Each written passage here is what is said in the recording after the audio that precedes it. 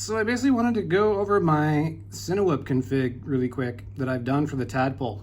And it's really super easy. So part one, you'll notice that it's carrying ducks and it's got a big GoPro on it. That's just how I like to do it when I do these shoots. So why ducting? Well, okay, first of all, they're not really ducks, they're prop guards. I'm not a fan of ducks, ducting, all that kind of stuff. I just think it makes the quads fly terrible and they get really noisy, and all I want is safety. So I don't want to be like crashing into people and cutting them open basically, or like damaging property or stuff like that. I want to be able to fly around and not worry about making people bleed and damaging stuff and causing a whole lot of problems. So there is ducting all around the quad. So, you know, if I bump into stuff like from any direction, nothing's really happening here. So yeah, the ducting goes all around the quads. I did cut out part of these ducts, and you can maybe see why I did that now. And it's just so that I can run 3-inch props while keeping, you know, the ducts would have interfered if I didn't cut them. So that is why I did that, because 3-inch props just give you a little more thrust, so you don't need as much RPM for a given thrust, and as long as you have the right motors, it should be more efficient as well. The other part of this whole build is obviously the GoPro's there, but possibly more interesting is the mount. So this is a mount from Stan FPV, and he's got a bunch of different mounts. He also does ducks, but I just liked his mount. So the mount basically allows you to stick a GoPro on the front and a LiPo on the back. You can see the LiPo on the back is mounted toilet tank style here. And might be wondering, well, what's that on the back? Well, that is simply the good old 5-volt regulator coming out of my GoPro.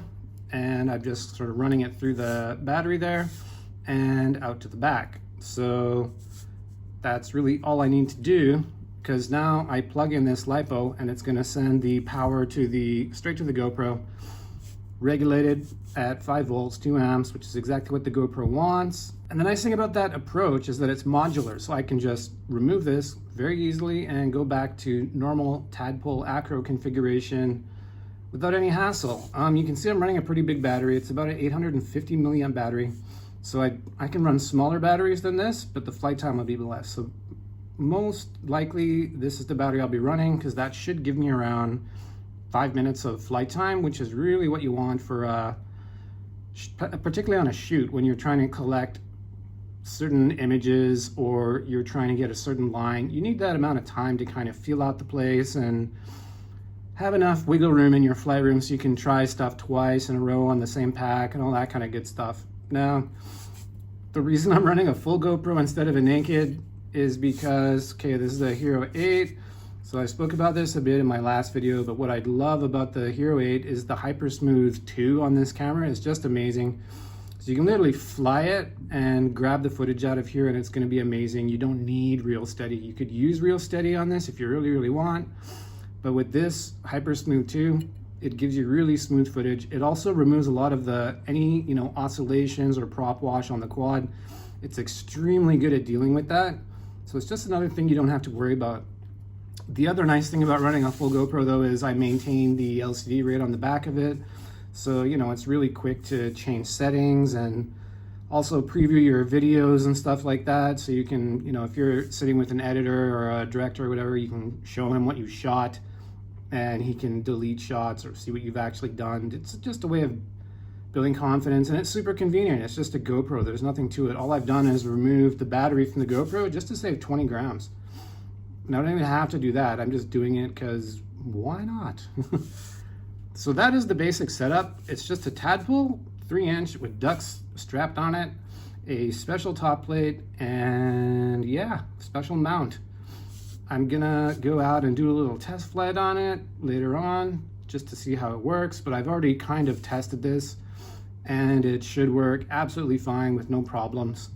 You can actually carry a GoPro on a regular Tadpole, like the guy you see in the background over here. Where is he? That little OG guy carried a GoPro fine with little tiny 1204 motors.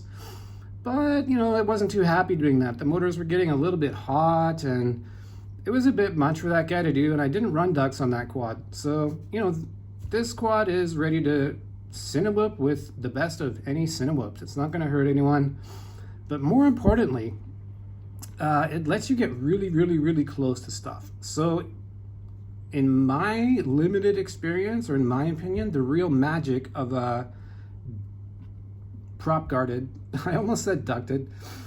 To me, the real magic of a ducted setup is not only protecting people, but it also lets you get really, really, really, really, really close to the subject, which I think is super important for getting amazing shots. Because the GoPro, particularly in super view mode, has such a wide field of view, it's really hard to get up close and personal with the subject. And then you get this dilemma of like, well, if you change this to linear, your field of view is smaller. So if you're doing any sort of, you know, FPV flying and stuff, and the GoPro's in linear mode, it can look a bit weird and choppy and stuff like that.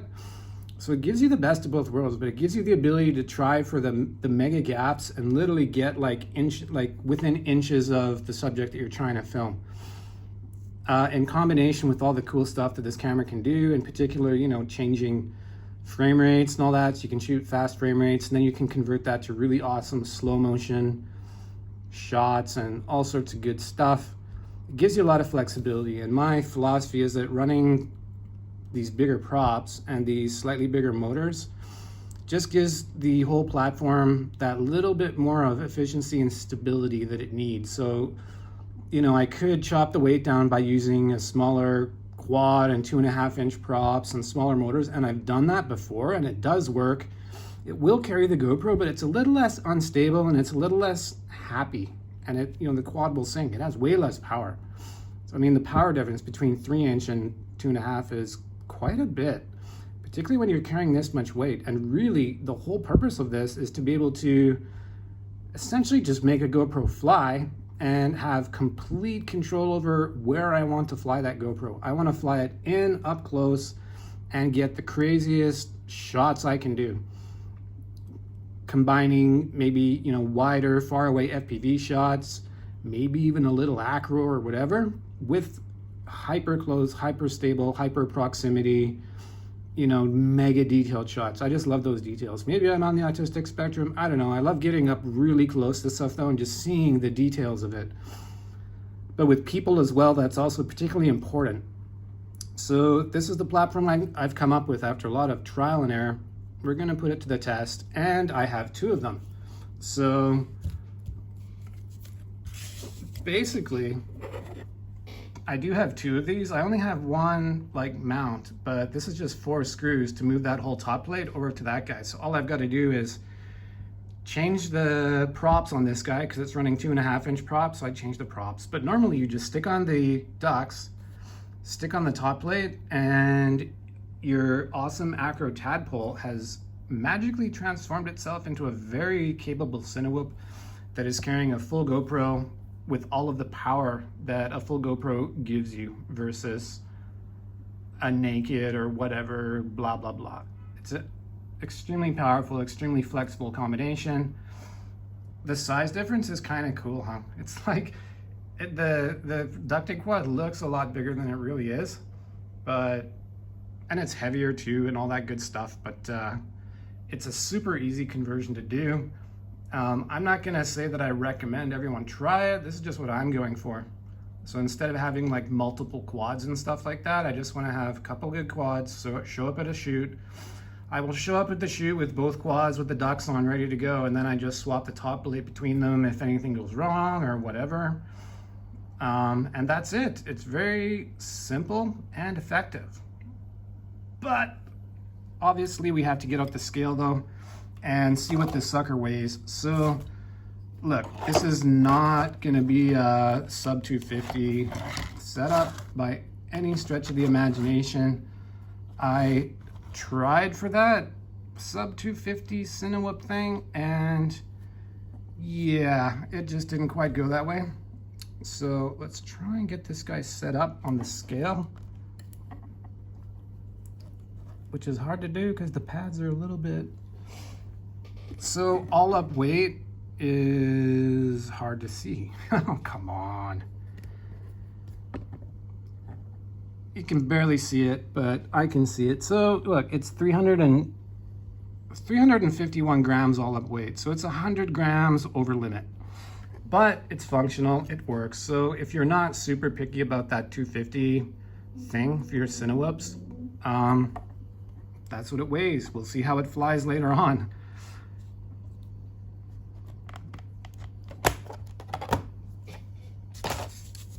I do have a secret wish to actually do a sub 250 legit HD whoop, but I think that is going to require, like, something's got to give, right? So if the thing's weighing around 350, it needs to lose 100 grams from somewhere, and the most obvious spot to lose that weight is up here. So I'm gonna need a naked camera of some sort, be it a naked 6, ideally a naked 8, because the 8 is just awesome, whereas the naked 6 has no stabilization, so you're completely reliant on real steady if you want to use a naked 6, but it's possible.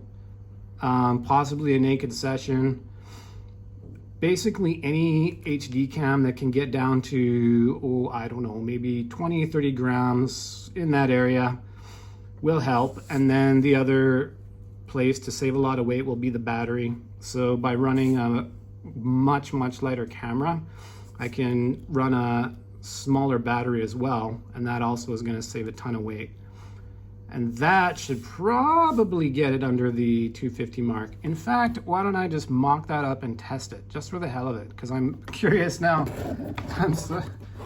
I'm curious now actually if that philosophy will actually work. So let's play pretend. All right. So let's play a little pretendo. So what if I had a hypothetically speaking, right? So let's take off these big heavy dudes. Yeah.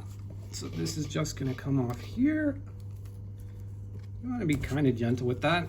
All right, so we're back to the basic. So we're down to the basic whoop frame now, and let's play pretend. So I need some test subjects here. So what I'm going to use is I'm going to use 2 of my little batteries, I think. So there's our scale. It is now zeroed out. So let's weigh one of these little guys. Ugh, damn it. Yeah, I'm not the most dexterous person. So yeah, about 54 grams for my battery for the little guys. Actually, let's check. That's a 550 battery. What do my little GNB 450s weigh here? 55, not much difference. Okay, so, and I've got GoPro batteries that weigh 22 grams, interestingly enough. What does that weigh with the little door on it? 34 grams. Okay, so let's pretend that this is gonna be my naked camera, and we'll run this little battery on the quad. So let's, strap it all up real quick. I mean, I could run smaller straps and all sorts of good stuff on this quad as well to further reduce the weight. But, let's just go with it. Hypothetically. So, smaller battery, naked setup, obviously ugly. It would look much better than that. But let's weigh this guy here. So, got our scale sort of zeroed out. Yep, it's zeroed out. So hypothetically, if I place this properly, with a camera that weighs, yeah, you're wondering what the weight is, right? I'll just tell you, the weight is 233 grams in this setup, all up weight. So theoretically, with a good old naked cam, whether it's a naked 8, naked 6, naked session, whatever, as long as it weighs in at that, 35, maybe 40 grams range. With a small battery on the quad, I'm looking at 233 grams. So boom, sub 250 without any effort, and the quad platform will only perform better at that weight. Longer flight times, this, that, better performance. What if I did stick a big battery on it? I think it'll go over 250 if I put this battery back on it. Oh, and the quad's gonna fall off the scale, which is not cool. Not cool for science. Oh, dude, please balance, balance. All right, so it's like looking 284. So yeah, I mean, that's obvious because the batteries are like heavy, heavy, heavy.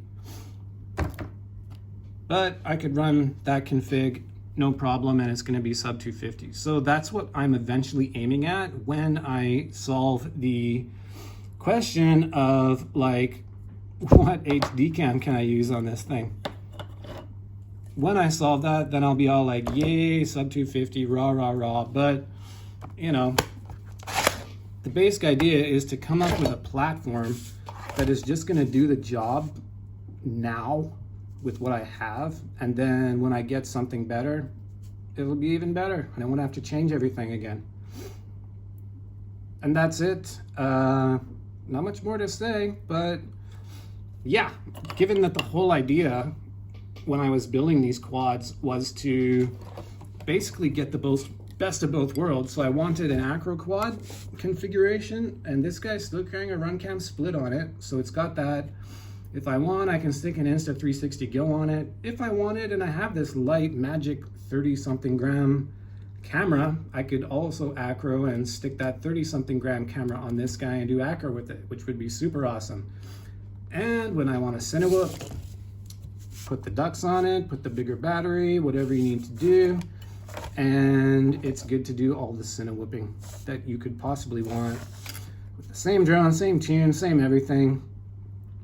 So yeah, that's the grand plan. I like to make my life difficult, so I've come up with something that's pretty easy, but it was very difficult to do. But yeah, that's where I'm at. So now it's all right, so to test out this Cinewhoop, I've come to one of the absolute most disgusting bandos I've ever seen, actually. But it was close by. Not much light out, but there should be plenty of weird stuff to fly around to test this quad. Oh man, yeah. Possible biohazard here. I might just keep the mask on or put on 2 masks. Anyways, let's see how this guy goes.